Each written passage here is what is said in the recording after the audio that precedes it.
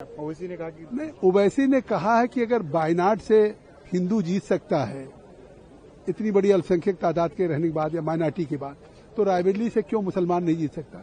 वो अपना इस एजेंडे को चला सकते हैं। इस देश की मतदाताओं के बुद्धिमत्ता पे वो सवाल नहीं उठा सकते।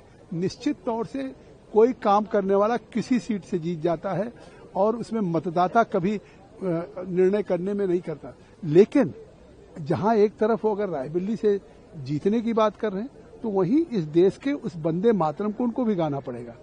इसलिए गाना पड़ेगा कि 1937 में जिस देवी की, जिस दुर्गा की तारीफ की बात थी, अगर वो चीजें कटवा दी कांग्रेस पार्टी ने, अब 2 स्टैंजा है जिसमें केवल मतलब एक मीठे जल की बात है, हरी भरी धरती की बात है।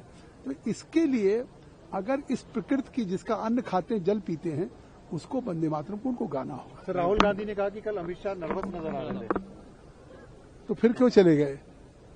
मतलब जो मैदान छोड़ के भागता है, मुझे लगता है कि देश उसको देख रहा है कि जिस तरह से उनके एक एक सवालों का जवाब दे रहे थे। और मुझे लगता है कि 2 दिन की चर्चा में जितने सवाल चुनाव सुधारों पे एसआईआर पे उठाया, उन्होंने तो आईना दिखा दिया ना कि आप एसआईआर का विरोध कर रहे हैं। और कांग्रेस की यूपीए की सरकार में 5 बार एसआईआर हो चुका है।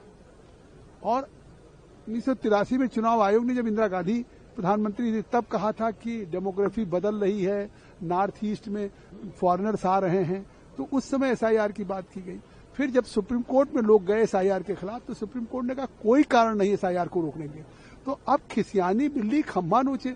सुप्रीम कोर्ट ने कह दिया कि एक ट्रांसपेरेंट मतदाता सूची होनी चाहिए, घर घर हो रहा है। तो आखिर ये कब तक अपनी हार का ठीकरा चुनाव आयोग पे, मतदाता सूची पे, ईवीएम पे फोड़ते रहेंगे। Thank you sir.